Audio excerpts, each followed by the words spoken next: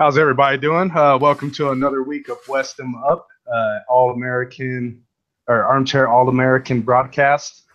We do a specialty about AFC West and what goes on during the weeks, during the games, any big breaking news. So, yeah, Kate, let's get it started. Sounds good, man. How's everybody doing? This is the second episode to West 'em Up, and kind of want to start with the power rankings, Milo. It's looking like three top 10 teams: the Chiefs as number one, Raiders number two, and then the Broncos number seven. And I believe the San Diego Chargers are in the 20th spot in that category. What's your deal? I mean, what do you think about that? It's amazing. I mean, a lot of people underrate this division here, and it's one of the toughest in football. It truly is. You got I mean, you might not have eye-popping quarterbacks in this division, with the exception of possibly Phillip Rivers, obviously. But with what Alex Smith is doing this year, and Trevor Siemian, and obviously Derek Carr is blossoming as a star in this league after coming off that injury that we talked about in last week's podcast. So it's really amazing to see what this division is doing, how tough the defenses are, and how stacked these teams are. Oh yeah, I believe the same thing, man. Those all four quarterbacks that you mentioned are just playing at all-time levels. Even though Phillip Rivers has lost the last two games, I think he played exceptionally well and at least given his team a chance to win. But I think the Chiefs are standing number one. I think they're the best team in the NFL right now, best on defense, and then their offense is just crazy to watch. All like the formations they run with Hunt and Hill. And then the Raiders, I think they have the best offense in the NFL. They can just score points so fast. Defense is a little shaky, but it makes big plays when needed. And then Broncos all the way at number 6, actually. I think they're a top 5 team. I think they deserve that. But like you said, Trevor Siemian is just looking awesome in that offense, super comfortable, and the defense is looking dominant. Yeah, exactly. And what's amazing is Siemian is tied in the NFL for most touchdown passes with Matthew Stafford. And Stafford, actually, I mean, you heard about that contract this offseason. Guy's getting bank, and he's the highest paid quarterback in the league, sitting on top of the list for most touchdown passes with the lowest paid quarterback in the league. Now that's quite the gap there. You're talking about millions and millions of dollars. Yeah, that's a strange fact, man, for sure. I mean, he had 4 touchdowns this last week. Yeah, and you wouldn't think. Obviously that's the biggest surprise of the week, and we'll get to that here soon. But yeah, for him to have 4 touchdown passes plus 2 touchdown passes. The only thing, the interception this time was pretty much his fault. The other one, and against San Diego in week 1, or Los Angeles in week 1, was really, it bouncing off the feet of a defender and popping back up. But yeah, just got to take care of the ball more and keep throwing it, keep being confident for him.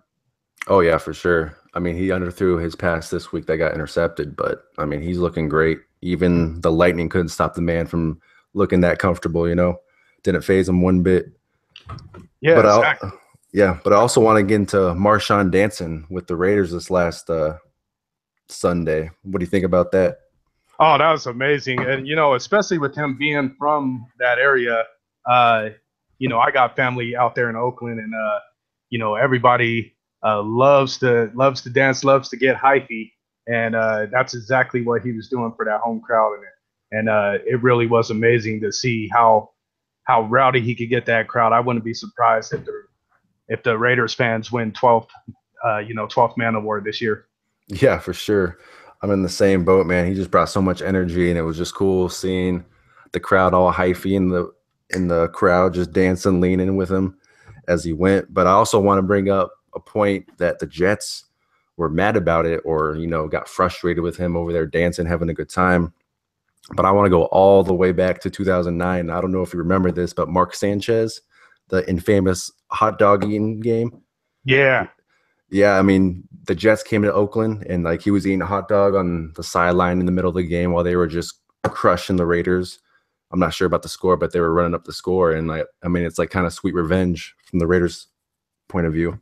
Yeah, exactly. And any team needs to be ready for instances like this because you never know what the other team's going to do.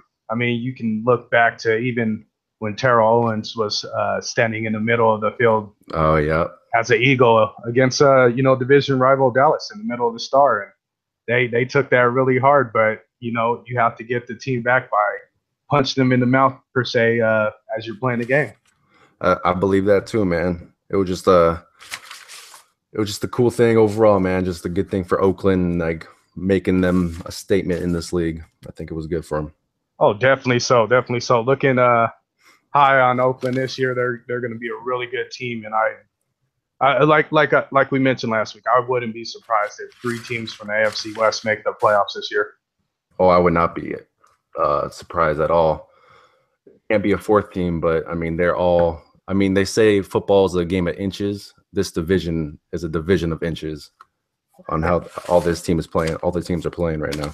Exactly, exactly. Our next story that I would like to bring up, it actually was one of the stories that kind of came out yesterday, but it concerns uh, Denver Broncos linebacker Brandon Marshall. So he's been trolling fans apparently on Twitter because they think he's the other Brandon Marshall, New York Giants wide receiver Brandon Marshall. So he's been trolling them, and just to quote some of the stuff that was said. For instance, uh, there was one instance where he tweeted back a reply of "That's false" to somebody that tried to say a reminder. There has never been a team with Brandon Marshall that ever made the playoffs, and of course he tweets false. What are your thoughts on that? Man, I like how he's interacting with the fans and all that, but I mean, he has too much to lose, in my opinion, right now. I mean, the team is doing super well. They don't need this negative energy coming back towards the team. I think he said later on in the tweet, he said, "Meet me in the parking lot after the game, chump." Yeah, exactly. There is some comedy to it. Oh, It's for funny sure. that people will jump quick. I know on Twitter a couple times looked at an account and I was like, oh, that's got to be the person, and then I double look and I'm like, no, that's definitely not the person. So yeah, you just gotta. I mean, on the fan side, they gotta be a little more careful. Mhm. Sending messages, hate mail, whatever you want to call it, hate tweets to Brandon Marshall. Just send it to the right Brandon Marshall. Well, dude, for real, when I read the story a couple days ago, I mean, I thought it was Brandon Marshall from the Jets, or I'm not sure what team he plays for now, but I thought that was the wide receiver, Brandon Marshall. So when I realized it was the Broncos, Brandon Marshall, I mean, I'm in the same boat as all Yeah, those fans. yeah, exactly. So I mean, it's definitely a funny story. Another story to follow up with the Broncos is actually Ezekiel Elliott, the running back for the Dallas Cowboys, is under a lot of heat this week. He had a really poor performance against the Broncos. Uh, it was just wow. That's all you could say. He pretty much stunk the whole game. Yeah, man. The leading rusher for the Cowboys happened to be Dak Prescott. Wow, I mean, that's crazy. And yeah, Ezekiel Elliott did not look like himself. I think that was one of the first games that we saw him like be like human like, not rushing for over 100 yards and doing these crazy runs up the sideline. But yeah. Yeah, it's crazy. I mean, he's under so much ridicule right now because you obviously could see it in the film and the replays from the game. But both interceptions, he just kind of put his hands on his hips and didn't really go after Aqib Talib or Chris Harris Jr. Yeah, I saw those too. And I mean, you got to make a play on that, try. I mean, one of those interceptions went back for a pick six, and I mean, he could have been a guy to stop him. But I mean, he's such a high profile player that they're gonna criticize him whatever he does. So I mean, you got to give your full effort out there. Yeah, exactly. For a guy that pretty much he's had his troubles, and obviously he's facing that suspension right now. But he needs to just grow up a little bit and own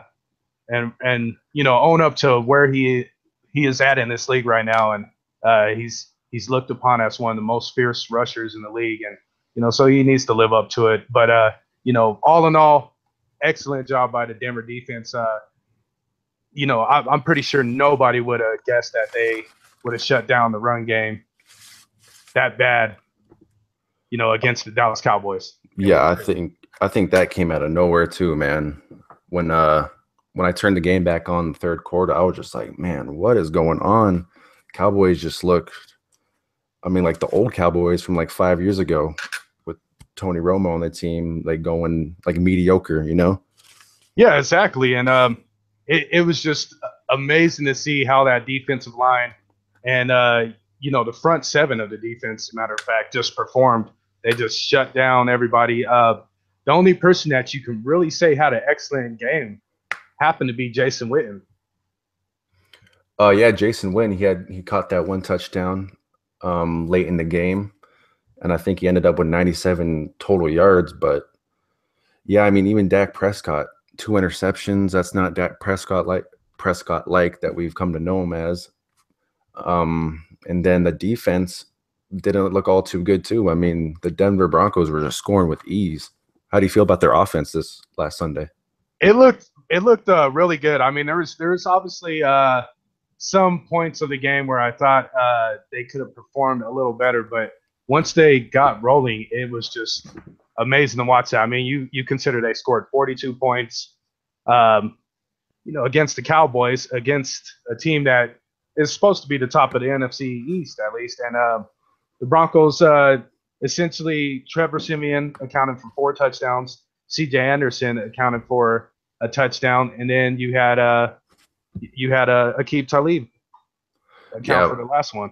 Oh yeah, with the pick 6 at the end of the game, it was the icing on the cake. It was a great return by him. But yeah, I want to get into C.J. Anderson, man. I think he showed up and just had a great game. He opened up the running gates, and then Jamal Charles to follow him with 46 yards.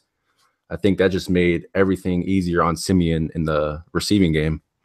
Oh, exactly. And you if you look at the statistics right now, C.J. Anderson is ranked number 2 in the league and rushing yards, behind another AFC West opponent in Kareem Hunt, which we'll get to later.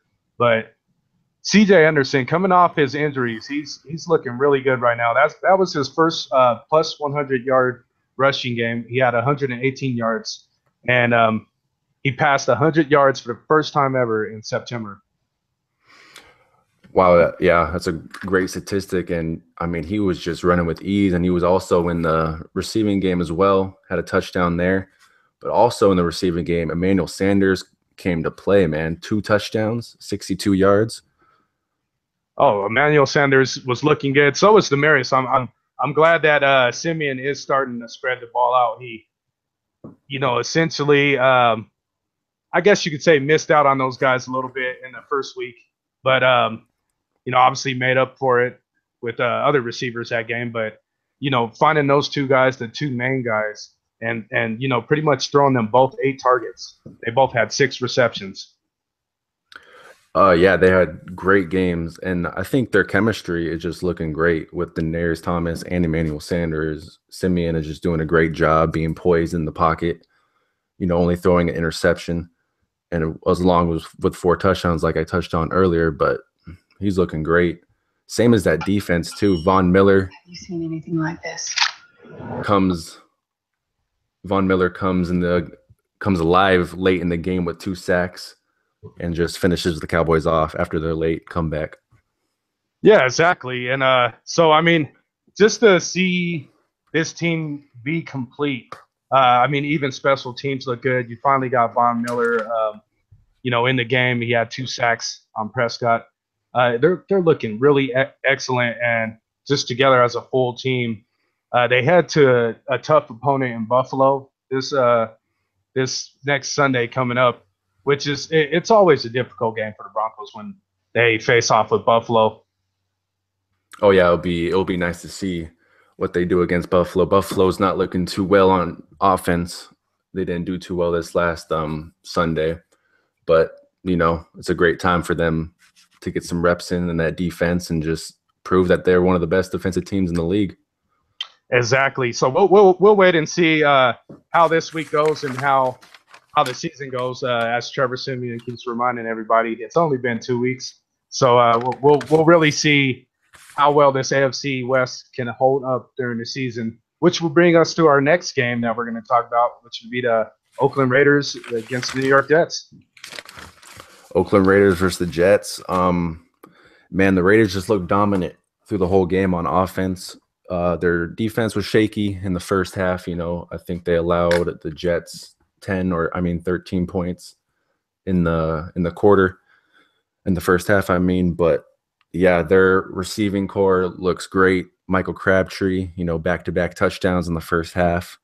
He got his Drake on, and yeah, Amari Cooper came to play, and then the running game, you had Rashard, who got 58 yards, had a long 52-yard touchdown. You had Patterson, you had Lynch. The offense is just looking amazing. Yeah, 180 yards combined on rushing for the Oakland Raiders, off of 27 carries, 6.7 average, 3 touchdowns. The long was obviously 52, like you just said, but to have 4 guys that are able to just run it like that on a team and be explosive from the backfield. The Raiders, that's a team that definitely is flying a little under the radar right now. I think so too. I don't think they're getting as much credit as they deserve, but the leader of the pack, is Derek Carr, and he is an 82.1% QBR rating this past week, only 5 incomplete passes with 3 touchdowns and 230. He's just guiding them to the promised land, it seems like, making big plays when needed. Yeah, exactly. And then people were more focused this week on the performance by Tom Brady and Trevor Simeon. They didn't realize, the game that Derek Carr had. He had a great, the rushing attack was working perfectly for them. But for him to have 230 yards on top of that, and like you said, that completion percentage, throw for 3 touchdowns, that's insane. This guy looks like he's back to full strength. Yeah, I think the only thing that's going to stop this team is that their defense is just, I think just average at best. The secondary looks kind of weak. Jermaine Kearse was given Emerson, a time, hard time on defense trying to cover him. I think he ended up with 2 touchdowns. But, whenever they need a big play, you have Khalil Mack, who showed up and had a few tackles with a sack late in the game. They just find a way to get it done, and so you can never count them out. Yeah, and it's always a good method to have a high-powered offense that can essentially put up a nice score on the board. So the other team has to play catch up. But we all seen it before. Most recently, I would say, really bad was the Broncos when Peyton Manning came to town, and they were the #1 offense. Went to the Super Bowl and played the #1 defense, and that's what really mattered. So that is a little shaky for Oakland. I'm wondering if this team can score enough points to get to a Super Bowl this year. Yeah, I think so. I mean, they score points so fast. I think they had 20 points in each half, over 20 points.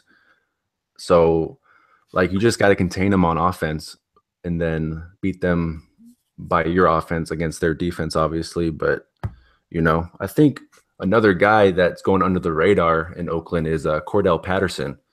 The man is always out there. If he's a wide receiver or he's a running back, he's on special teams. I think he's more of like a Tyreek Hill type of guy that Kansas City has. Yeah, and he can slide in essentially and surprise you because you look at how stacked the Raiders' offense is, especially in receiving. A lot of those receivers don't get the credit that they should get, but Crabtree, for instance, 6 receptions, 80 yards, 3 touchdowns. Rashard was out there. Cooper obviously beefed up, and he's looking great this year. They had the low key tight end pickup of Jared Cook. Oh yeah, he just definitely balances out that offense. Gives a threat in the tight end that we've been missing the past couple of years. But yeah, I think we should go on to the next game, the Chiefs and the Eagles. What's your thoughts about that?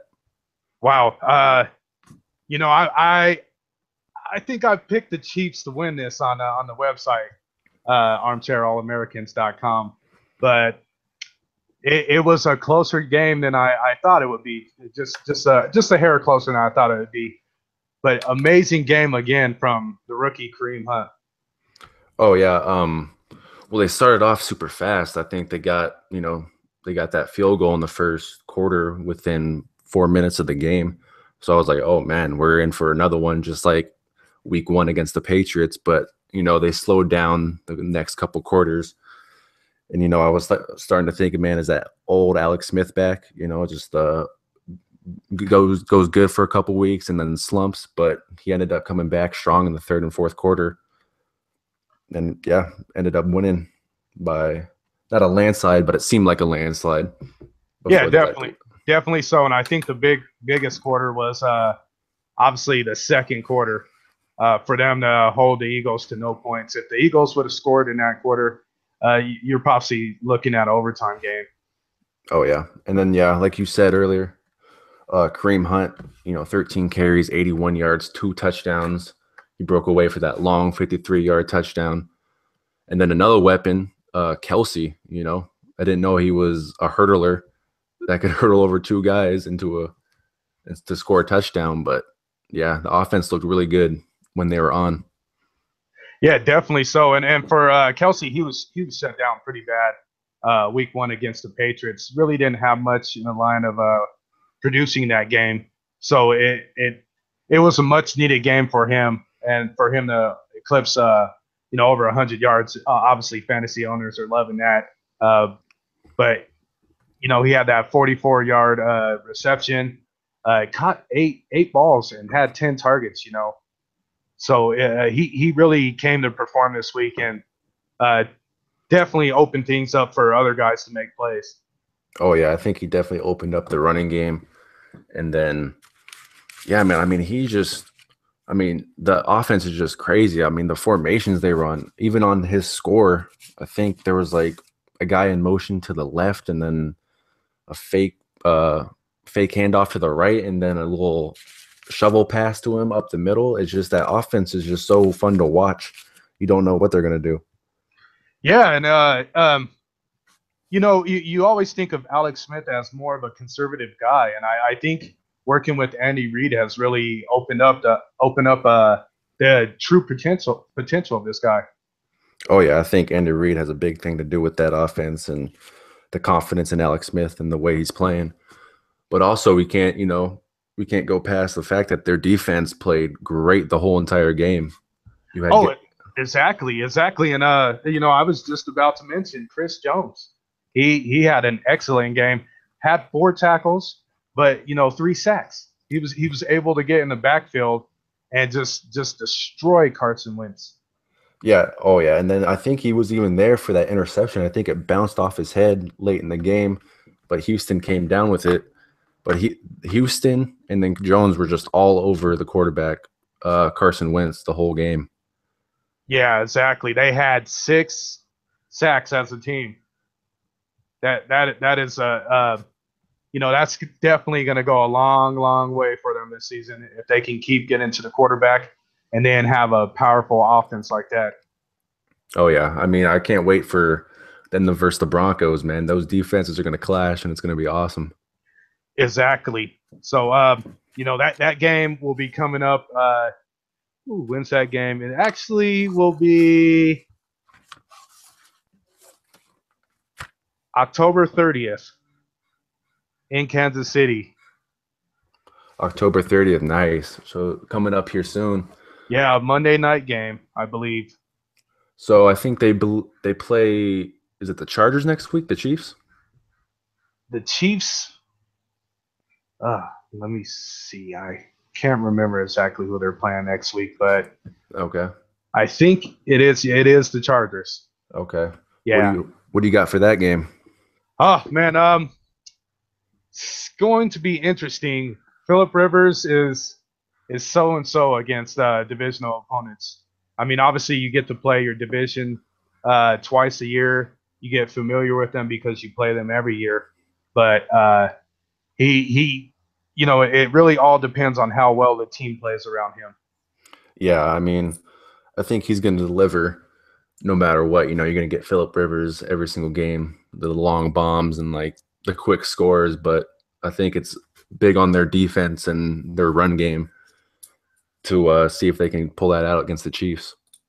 Oh, definitely so. Yeah, the last game, and then we'll get into more about what's coming up week 3 is the Dolphins against the Chargers. Dolphins against the Chargers. Yeah, I mean, first game for the Chargers in LA in StubHub Stadium, I think. I think it holds, 25,000? So that was a cool thing to see, a smaller arena hold a football game. And then the Dolphins' first game of the season, since they didn't play week 1, it was canceled. But, I mean, I thought it was a great game with both teams. Keenan Allen had a few big plays, had some big plays all day. Chargers were slow to start, but, came alive in the second quarter with some good drives.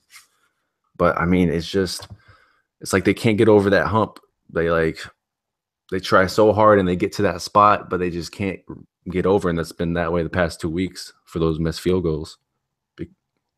Yeah. Phillip Rivers, like you said, Phillip Rivers was another quarterback this week from the AFC West that just was overshadowed by Simeon and Tom Brady. He went 31 for 39, 331 yards, 8.5 average, only 1 TD, and only was sacked once, which is always a good thing for the Chargers. Usually they win games where he's sacked, one time or no times at all. Yeah, I think he did well too. He did his job getting them down the field and he capitalized. But man, it's just something about the Chargers that they just can't pull out the victory. But like you said, even last week, I believe your player of the week prediction was Keenan Allen, and he ended up with 100 yards. Pretty big game for him. Pretty big game. He definitely would have been player of the week if he could have hauled in a couple touchdowns with that. So yeah, I fell short just a little bit, But yeah, the strange thing about these Chargers, and you can even say it happened to them this week, is they lost the game late. Last year was more of we have the lead. Oh, snap, we blew the lead. We just lost. This year it's, we really have a chance to win this game. Yeah. Our offense and our defense is just, going to play well enough to, hold the other offense or hold the other defense, in check for a little while, and then the other team wins. And for the Chargers to have a young kicker miss another key field goal, that's I'm pretty sure he's hurting. Oh yeah, he's definitely hurting from that. And I think he missed a field goal to end the second half too, which would have, gave him some points later in the game and changed the whole game around. So he's hurting. Yeah, I feel bad for the guy, but he's going to come through, and they have confidence in him, and he does have a nice leg on him, but he just needs to get that confidence. And really, you can look at week 1. It wasn't his fault. It was more of, the linemen in front of him had more of a tendency that the Broncos really understood, and they were able to get through. And this week, it sort of was his fault a little bit, but he has to just keep his head up high and go to town for the rest of the season. Yeah, I think so. And another big thing that I'm looking at is that they're rushing. The Chargers rushing game, man, only 44 yards total in the whole game. They got to find something out about that. Not pretty at all. And I mean, it's sad to say, looking at the statistics, Oliver only had 3 rushes. Melvin Gordon only had 9 rushes. And those guys, you consider Brandon Oliver, 31 yards. His longest run of the day was 26. So the other 2 carries, he was only able to manage 2.5 yards per carry. Melvin Gordon, his longest run of the day, 11 yards. He had 13 yards total. So 8 of those runs, he didn't even get a full yard on, or he got stopped in the backfield. Yeah, man, they're having some trouble up front for sure. And another big storyline of this game has to be Jay Cutler. I mean, I thought he played great. 24 for 33, 230 yards, a touchdown. I did not expect that coming from the first game of him this season. Yeah, and that's a that might be a team that surprises everybody. You look and yes, they only have played one game and they have to play 16 weeks straight, now 15 weeks straight, obviously. But I'm not saying Jay Cutler is by any means a Joe Montana or Tom Brady or John Elway or any of the greats, but that guy, when he slings the ball and he's on, he's on. Oh yeah, and then you have a big game for Ajayi too, 122 yards. So yeah, I think that what you were saying, that it's going to be a team that surprised a lot of people. I think the Chargers just gave this one away late in the game. That is true, and too bad for the Chargers. They're just going to have to get it together and keep going from there and trying to move up and just be more confident. Oh yeah, for sure. Yeah, I mean, I think relies on Rivers' shoulders, Philip Rivers' shoulders, and because he's going to lead this team if they can't find a cure for the rushing game, because they need that to open up the passing game. And also on defense too. I think they don't have a bad defense, but they can always improve. You had only 2 sacks on the day. It's not too bad, but I mean, you got to find a method to win. Yeah, they're going to have guys step up. The Chargers have been known to try to get some sturdy defensive players that are pretty quick, but it seems like they've kind of fallen off since the days of LaDainian Tomlinson. Oh yeah. The last big story coming from this game is how about Antonio Gates breaking the record? Oh, that's right, Antonio Gates, man. For as long as I can remember, that man has always been the tight end for the Chargers, and he's been killing it for over a decade. So congratulations to him for finally breaking the record. Oh, definitely a Hall of Famer, and it's sad to say that he's been a guy that stayed pretty much. I mean, he's been with the Chargers his whole career, and I don't see him going anywhere else. He'll probably retire a Charger, and that guy is definitely gonna make the Hall of Fame. Oh yeah, man, first ballot for sure. And then he's just been, what is perceived to be a professional, and just carries himself as a professional and just does his business every week. And you never hear him bad in the media or nothing. So great job for Antonio Gates, passing Tony Gonzalez finally. Yeah, congrats to him. Amazing player. Finally we'll get into games for next week. I mean, Cade, what are your thoughts for the biggest game for the AFC this week? The biggest game this week, I'm gonna go with the Chiefs and Chargers, man. It's gonna be in LA this week. So, Chargers are eager to win their first game in their new town, Los Angeles. But it's gonna be tough with the Chiefs. But I think they can get it done. They just got to rely on Philip Rivers and just fix up that rushing game, and I think they'll be fine. What about you? The game I'm looking at actually is between two slingers, and Derek Carr and the Washington Redskins quarterback Kirk Cousins. It's going to be an amazing game. You look, they're both young guys. They both deserve to be paid millions and millions of dollars. Obviously, they can get the ball downfield, score touchdowns just like that, make a defense look silly. And we talked about how suspect the defense can look in Oakland. And obviously the defense with the Redskins is not as great as you would think it could be. Oh, yeah. I mean, I'm looking at that game too.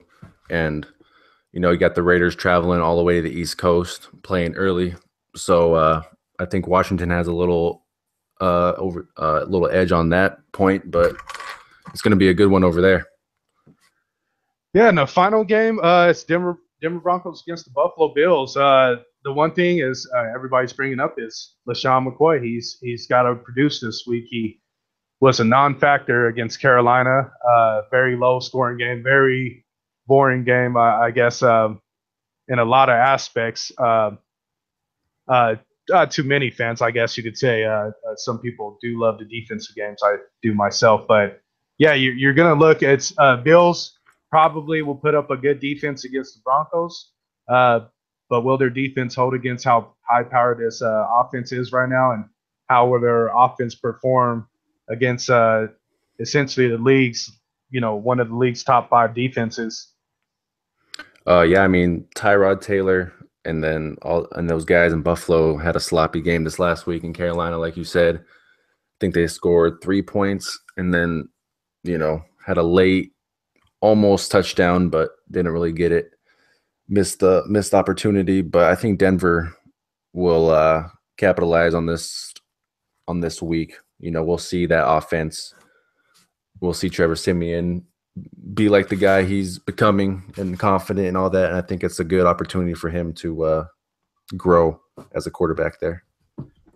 That is for sure. It's going to be very interesting this week to see how many touchdown passes, how many yards, how accurate he is this week. And if he has a big game, can you imagine how the media is going to erupt about this and try to maybe rattle him? Oh yeah, seriously. Like you said, he's one game away from the media just, him becoming a focal point towards the media, like a Tom Brady or, an Aaron Rodgers, because he's playing like them with the numbers he has right now. So who do you think is going to be the top performer this week? My top performer of the week? Oh, that is a good question. I honestly think it will be I'll go ahead and say the Broncos defense. I think the defense as a whole is just going to perform really well. They might not have on the running game aspect, they might not have a great game like they did against the Cowboys. But I think they're going to get a lot of turnovers, get a lot of sacks, and just create a very uncomfortable situation for Buffalo at home. Oh, yeah, that's a great pick. But I'm going to go with Amari Cooper from the Raiders going all the way to Washington, D.C. I think he's going to come and show this game. And I think he's going to expose the secondary in Washington and get a couple touchdowns, maybe over 100 yards. But, yeah, ACDC will be on point this week. That's a good pick as well. It's going to be a very interesting weekend of football for AFC West. Oh, yeah, I can't wait to tune in this Sunday. It should be pretty fun. All right, folks. Well, that's going to wrap it up for us. Join us next week for another episode as we recap Week 3 and give you a Week 4 preview, also bringing the top stories from the AFC West. Once again, my name's Milo. My name is Kay Campbell. Make sure you guys follow us on Twitter as well. You can find us at West 'em Up Podcast. Make sure you follow us. Give us a like. We appreciate that. All right. Thank you for listening. Have a good one, folks. Peace.